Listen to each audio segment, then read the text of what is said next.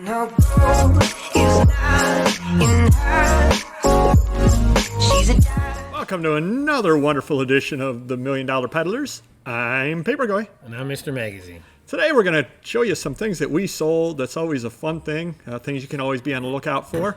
Got a little bit of housekeeping to do before it. Guess how many items we sold this morning that have ended on eBay? 10. That would be very, very nice.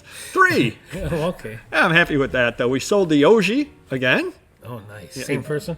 If they don't pay, yes. That went for 99 cents. A while back, you gave me some trades, and one of those sold for 99 cents. Nice. And we sold that Essence magazine with, was it Tyler Perry, I think it was, on the cover? And that sold for 99 cents. So we are just rolling in the money right now. And picked up another positive. Maybe even 2. We're up to 6 positives. That's worth more than $3. Yes, that is. Once we get up to 10, then we can talk about starting a store and all that stuff. Maybe we'll get into fisticuffs here on air. Got a few things over here too. Yeah, you make that face now. No, Let me knock that smirk off. Got a couple of things over here that we're going to be listing. Wherever the heck we are here. There's the... right there. Yeah, Mickey Mouse on it. It's a Lionel Train catalog. Nothing too special, but these things do sell. People like them for reference, various things like that. I know you've sold many of them throughout the days. Yeah, it's almost 50 years old, too. Yeah, things make me feel old. What is this? Who put this out? I don't know who put that out yet, but definitely a dirt bike magazine. Isn't it Harley Davidson? Yeah, right. the enthusiast. Okay. Yeah. Oh, yeah, you're right. Yeah, the Harley Davidson enthusiast. Fortunately, it's got a bit of a crease down it, but hey, what the heck? What do you have? Harley Davidson Motor Company. Cool. Little writing on the back, but still, we'll note the dirt bike and all that kind of stuff, and we may get 99 cents out of that. And then this one right over here always sells. What kind of thing is that about? Disney? Yep, Disneyland. Those things always sell. So anything Disney you find, put it on there. There are tons of Disney collectors out there, and you'll end up selling it. And I doubt very many of them have quality Progress magazine. This one I may ask more 99 cents for. What do you think? I would hope so. $1.05. There we go. And I know we've got another exciting thing over here. You mentioned before the show here that you were counting down to 1? Yes, my Amazing Fantasy, or my Amazing Spider-Man collection. Actually, we're going to count down to 15. My goal is going to be to buy Amazing Fantasy 15 someday. If we're Not Amazing Fantasy number 1?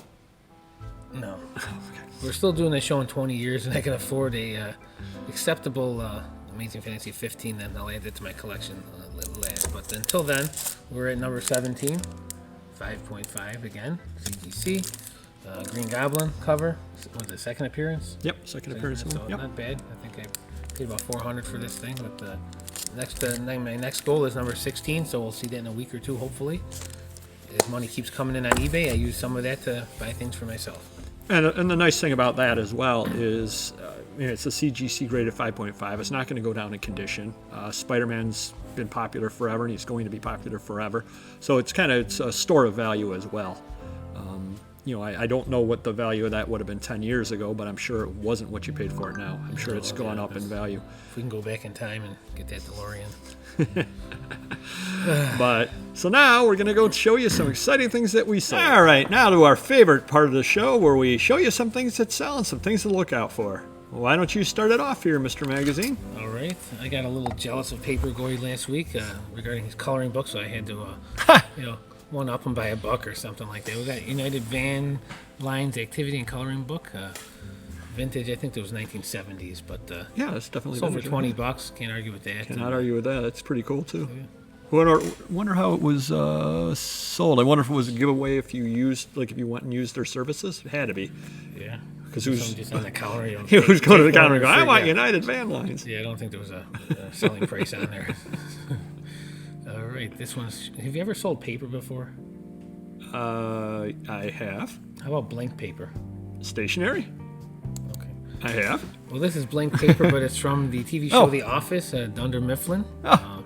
You get 2 reams of paper. Oh, my goodness. $56.99. I did not think it would sell that high, but it did. Now, where would you pick something like that up? Somebody brought it in, or? I picked up a collection of sports memorabilia, and the guy must have been a fan or something that was floating in one of the boxes. It was pretty heavy. I didn't know what it was, and it was a bunch of paper. So Now, was that a bid or a buy it now? that was a bid, and I think it was the opening bid. We did a little research, and that's what they sell for $50 to $60. Wow. Yeah, they're 25 to 30 per ream or something like that. So if you ever see that, don't pass that by for $5. And I could buy a case of paper for that. Exactly. All right, next one was shocking, not to me, but to my employee. I picked this up in some deal with some books. They were floating around. I said, here, list this on eBay. He looked at me funny and said, what is this? No one's going to want that. Sold for $55. So Now, what is it again? It's a wooden... it's a wooden scrapbook, Pearl Harbor. Does it have pages inside it, or were there no pages? There was pages. There were, okay. Nothing written in them, though, and the Right. inscription on the cover. I think that was about it. But, not too big, but... I didn't pay much for it. It came in part of a deal, so to me it was gravy, but can't argue with that. And a lot of times you'll see those for various tourist attractions. They'll have similar things, photo albums and scrapbook type deals from tourist attractions. Okay. Pick them up, and like I said, yeah, obviously they do sell. Usually I've gotten $15-20 out of mine, but I've never had Pearl Harbor, so that's... Yeah, and the wood, you're talking wooden? The wooden I've type, never, yep. I've never seen wood, Yep. so I don't do too much in that stuff, but very cool. Next, mixing it up a little bit, Insane Clown Posse ICP hoodie. Usually these go for about $80 to $100. It was used, but I was sitting in my store for maybe almost a year, so I said, you know what, I'm gonna take $60 for it. So. And well, the other thing too is, all the juggalos love that kind of thing, but That's true. Yeah. but that isn't the kind of thing you generally sell. So it probably takes you and me a little bit longer to sell something or other like that, Sure. because people, if you're a t-shirt person or you sell a lot of rock stuff and that's what you specialize in, people will shop you for it. So that's one of the advantages that a lot of the people that specialize have that people who are more generalists like us don't have. However, it did still sell, and that's a very nice selling price. Yeah, and he asked me if I had a free can of Faygo to throw in. I said, no, I do not. But, Nice. moving on, this is, I've hit a bunch of these, but... You want me to wrap? I can always try to wrap some. No, thank you. Anyway, here we go. Oh, Here's my Big Daddy magazine of the week, Newsweek 67, Rockefeller 9/11 conspiracy theory. do you know why that's the 9/11 conspiracy theory? I want you to tell me why, or tell them why. If you take a look at his watch, the hands are at 9. One of the hands is at 9, and one of the hands is at 11. That's one of the reasons why, and I believe he was talking about, powers that be and all that kind of thing. And so therefore, 44 years before it, 30 years, whatever it worked out to, he supposedly predicted it. And that magazine is a very good magazine as far as selling price goes, obviously. Yeah, I've had a few of them. I bought some as high as $80, and this might have been. I think I bought one on eBay for $80, and I flipped it. So when you see them out there, try and scarf them up if you can. Yep. And the one thing on that there, and this is kind of one of the things that sometimes the prices of things are so good that you just buy them. And by that I mean you go out to a sale or a flea market or whatever, and they've got 1967 Newsweeks, and they want $1 a piece, 3 for $2, and they got a pile of 50 of them. And you say, what do you want for all of them? And they say, $20 takes them all. You buy them all. But remember this issue. And the reason why is because when you go out to the guy who's got them for $5 a piece, you really not a lot of room to make a deal. I mean, you can ask him, but odds of him selling for 40 cents a piece when he wants $5 a piece aren't very high. But you go through and you buy this one out of there for $5. And, I did that one time going to a garage sale, and a dealer had a lot of Sports Illustrateds, and he wanted a couple of dollars a piece. Well, he had the Prefontaine issue in there. Nice. So I picked that up for $2 or whatever it was. So know the really good issues, so that when somebody's high priced, you can buy those. If they've got the prices absolutely right, you don't have to know much of anything on that. You just buy them because you know it's a good deal. Is it my turn now? It sure is. Alrighty. First thing we got over here is Science Fiction Magazine, Venture issue number 2. Nothing too special about it. I think I took maybe it went for the $18. I don't even know. But I bring this up because I got a lead from somebody and went out there and actually met the guy out at the antique mall.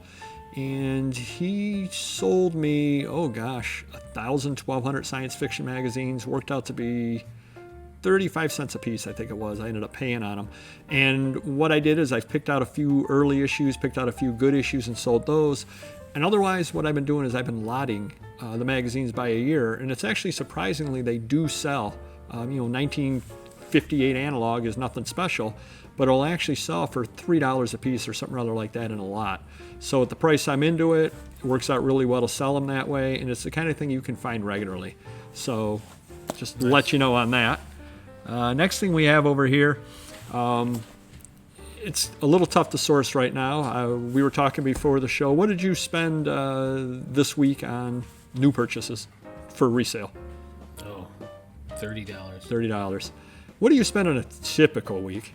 Thousands. I spend $0, and I usually spend $30. So we're now actually I probably spend about $300 a week on average if you take it out across the year, and I spent zero. Just nothing out there to buy. So what I've been doing is I have a video there up, or we have a video up, is I've been sourcing the garage. And this is one of those items in the garage. Oh, nice. Yeah, $42, put it up for bids, 11 bids. Basically, it's an envelope with a letterhead in it. And I just saw it, and I said, oh, that looks pretty neat. And I put it up. I had no idea, obviously, it would go for $42. No idea where I got it from. No idea what I paid for it. But one of those deals, if you see the stuff, buy the stuff. At some point, you'll find a chance to be able to list it. And I'd much rather have $42 in my pocket than have that sitting out in my garage forever. Free money. More or less, yeah. Yeah. And the next thing we have over here is another brochure, Waste King Super Dishwasher, 1958.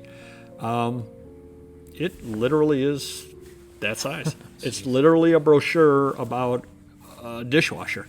I took an offer on it, took $15 on it. I'm giving stuff away. Don't know what to say about that. I guess basically it's just one of those deals you just never know what's going to sell. I did not check, but I would suspect I'm probably the only person on eBay that had that. And sure. you just never know. Probably 100 other people have it sitting around in some box somewhere, never thought to list it. I listed it, and it sold. And granted, it did take 4 years, but it still sold. Next thing over here we have Stromberg Carlson. And it's one of those just oddball things. I mean, somebody or other has the SK1 telephone system. And actually, the guy emailed me after he bought it and said, hey, this is great. I'm trying to get one of these back in working condition. Yeah. Lucky. Yeah, so it's just one of those, where else is he ever going to find it at? I found it at an estate sale. The guy had been an engineer for, I don't know where he was an engineer, but he was an engineer locally, maybe Harris Communications, something like that. And he had a lot of manuals like this, and the price was right on them. And I said, who knows when they're going to sell, but at some point they are going to sell. So sometimes you find this obscure stuff and you buy it because, again, you don't know who's looking for it, and he's happy again because he'll get it back in working condition. What is that? Oh, bed sheets. Bed sheets. Wow. Why did the person pay $21 for that? Any idea? Since I see the NOS, I'm assuming they're very old. They are old. Brand new. Right. Yep, new old stock, yep. Do you know what they're doing with it? Making face masks. Exactly. Wow. They honestly are. Yep. They emailed me and they said, hey, I'm making face masks out of it. I love and I have no idea how you pronounce it, Perkele. I have no idea how you pronounce it. But they said those work great for face masks. And made me happy. And I just got it right out to them right away. And actually, when you stop and you think about it, you can make a lot of face masks out of a sheet like that size. Yeah. Just, you never know why people are going to buy things.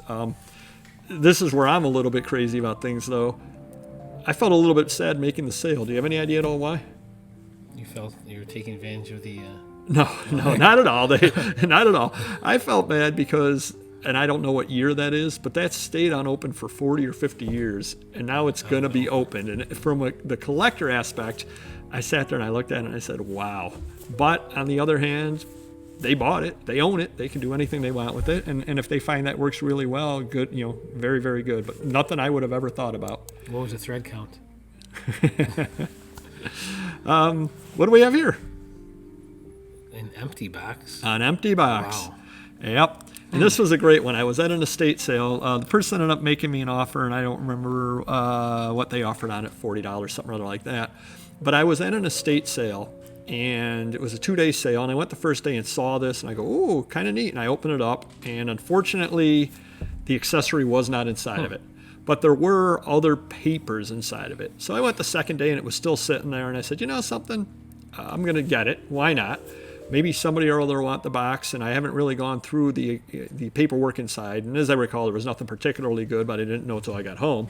But this was one of those interesting sales where you fill a box up and you just go to the front, and the guy takes a look at what you have in the box and says, how does $50 sound? How does?